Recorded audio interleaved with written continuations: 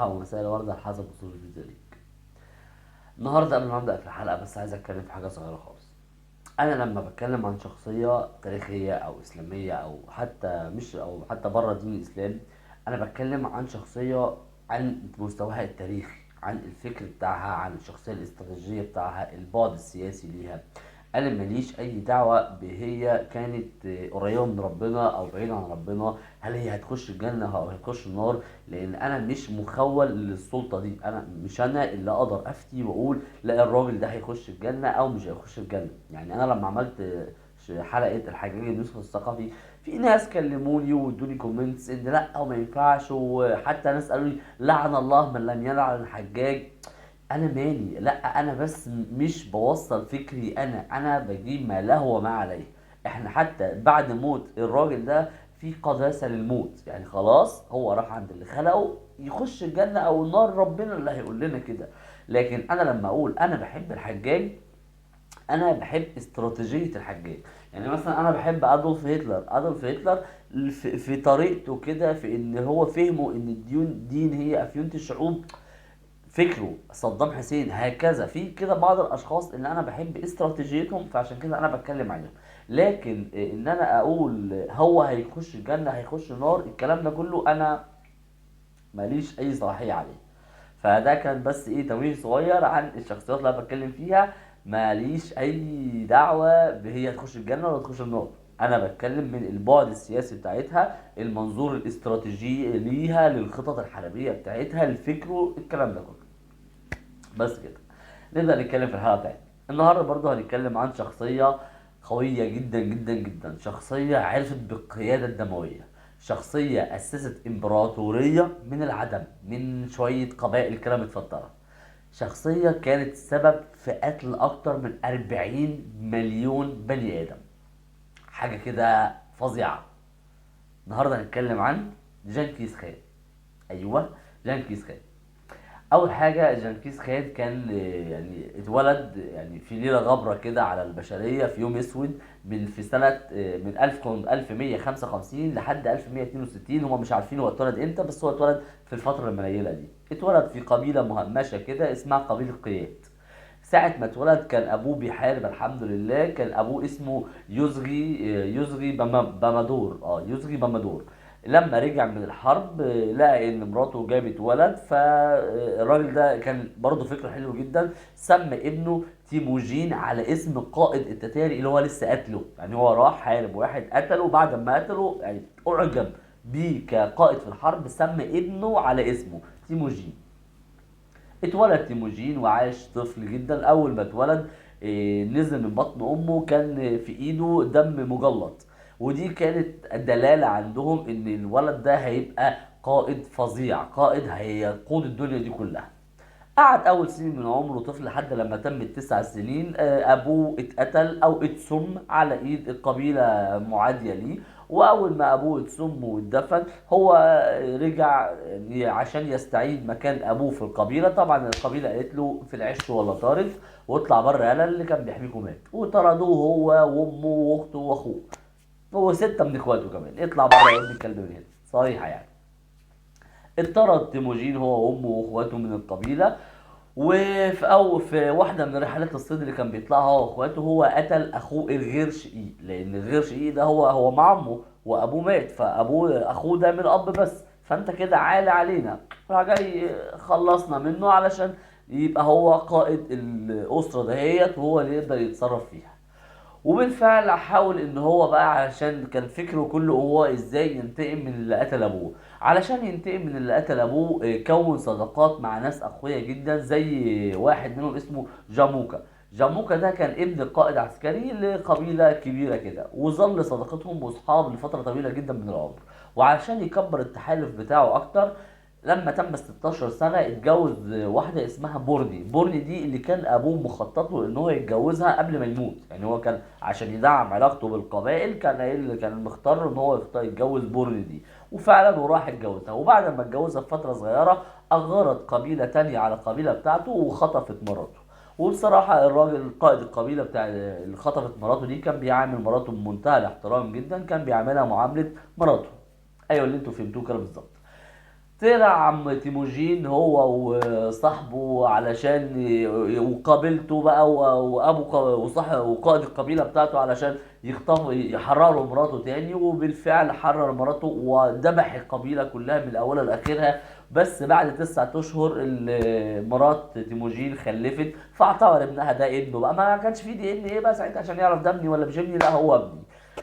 وبوردي دي ما كانتش اخر زوجة لتيموجين، لان تيموجين اتجوز وخلف كتير جدا جدا، لدرجة ان احنا لو قلنا هو خلف قد ايه هنقول رقم خزعبلي. لدرجة ان في بعض المؤرخين بيقولوا ان من كل 200 فرد على مستوى العالم في واحد من نسل سلالة تيموجين.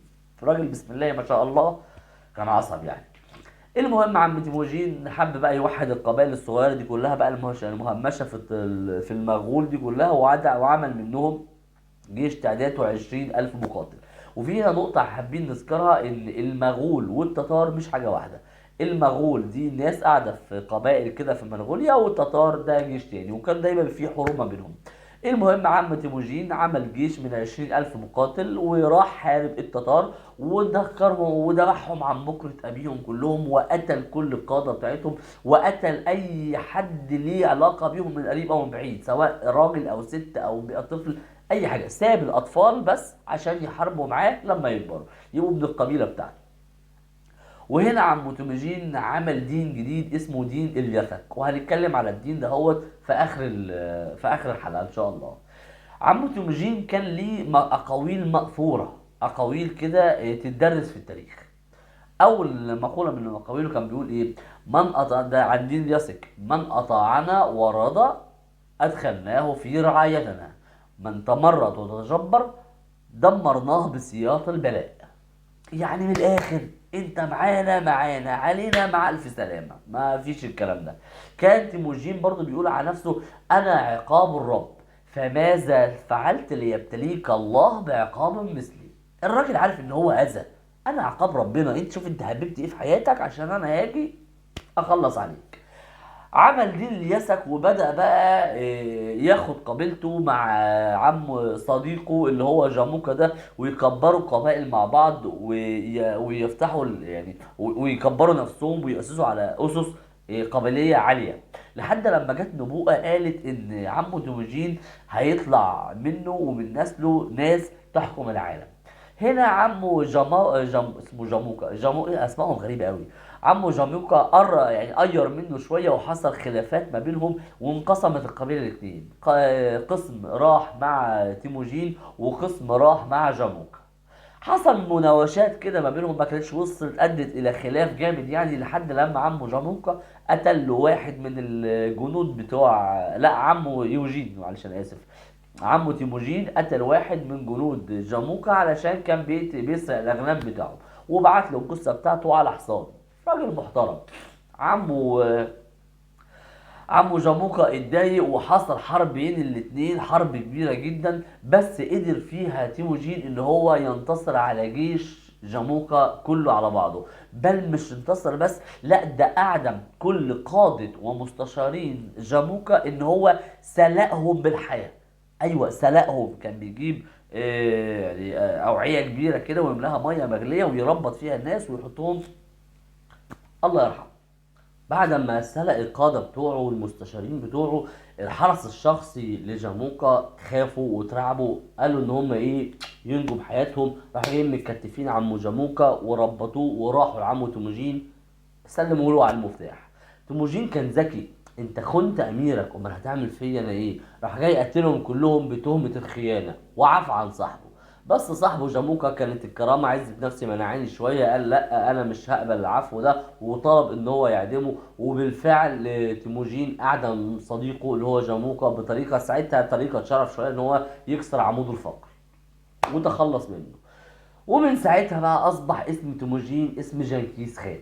جنكيز خان هنا يعني ملك الملوك او قهر الملوك.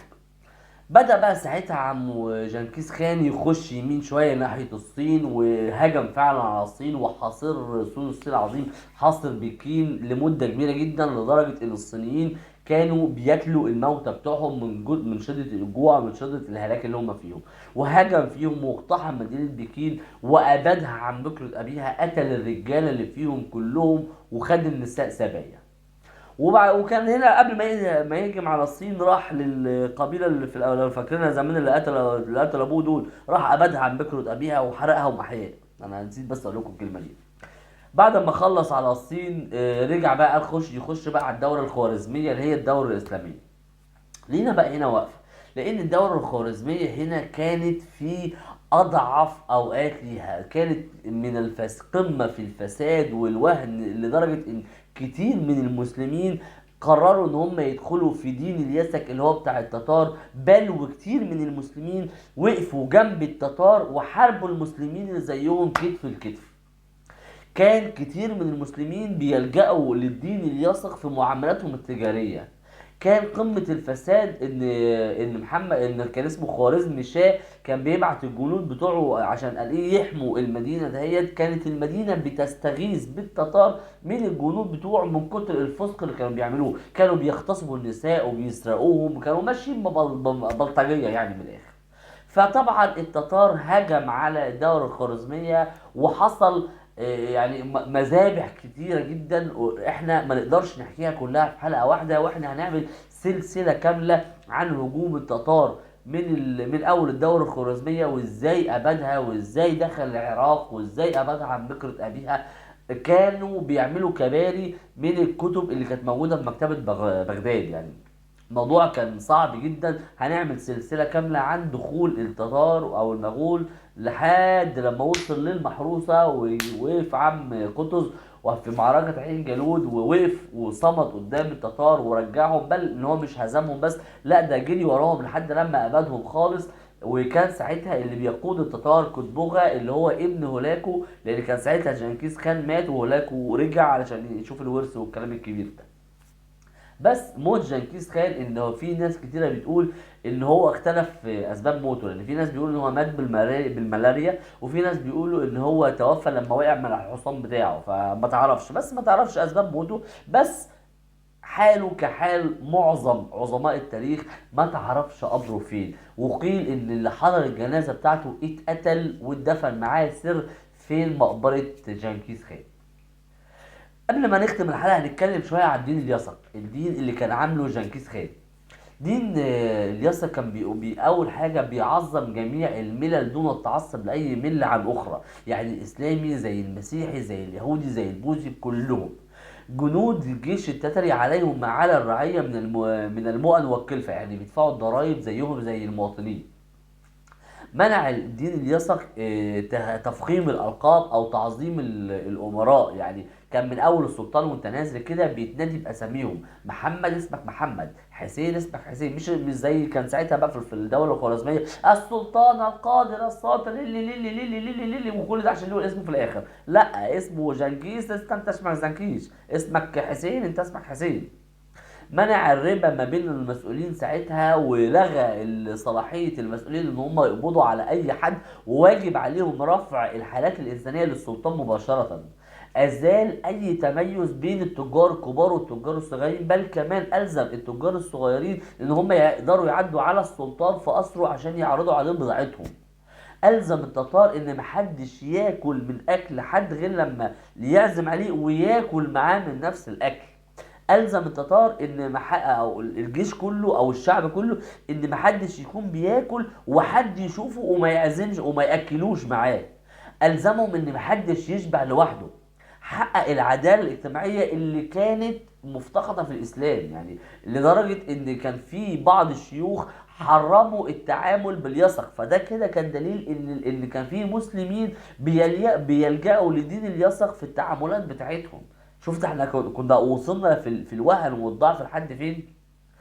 الدين اللي يسق عفى فئات معينه من الضرائب زي اولاد الامام علي، وليهم قصه اولاد الامام علي ان هم ايه، ان كان التتار اباد شيعه الامام علي عن بكره ابيهم. كان في كده فئه اسمهم الحشاشين، هنبقى نعمل حلقه كامله كده عنهم، ابانهم عن فكره ابيهم. الناس اللي بيلعبوا جيمز هيعرفوا الاساسن كريد دول، هم دول ابانهم عن فكره ابيهم. وعفى بقى اولاد الامام علي علشان يعرف الناس ان انا مش جاي احاربكم لفكر ديني او تعصبي، لا انا جاي لفكر سياسي، ماليش اي دعوه. انتوا بتعبدوا العجوه اعبدوا العجوه، اسلاميين بالاسلاميين، ماليش اي دعوه بيكم. اعفى كمان ارباب العلوم والفقراء والمؤذنين ومغسلي الموتى. قيل عن بعض المدن اللي استسلمت للتتار ان اتمنع منها السرقه، ما بقاش فيه سرقه، واتمنع منها الاغتصاب، واتمنع منها كبائر كتيره جدا، وعاشوا الى حد كبير في مساواه وعدل اجتماعي. الراجل ده فهم يعني ايه افيونة الشعوب الدين، الكلمة اللي كان قالها هتلر بعد كده. عايز تسيطر على شعب، سيطر على دينه، وهم هيبقوا خدم تحت رجلك. وقبل نهاية الحلقة حابب ان انتوا اعرفكم ان بجد كومنتاتكم بتفرحني جدا جدا جدا، ولو حب حد يقول لي اي كومنت سلبي او ايجابي انا تحت امره، ولو في اي مواضيع عايزين تتكلموا فيها انا هتقبلها جدا في الكومنتات. وبس كده يا سيدي، اشوفكم دايما على خير. سلام.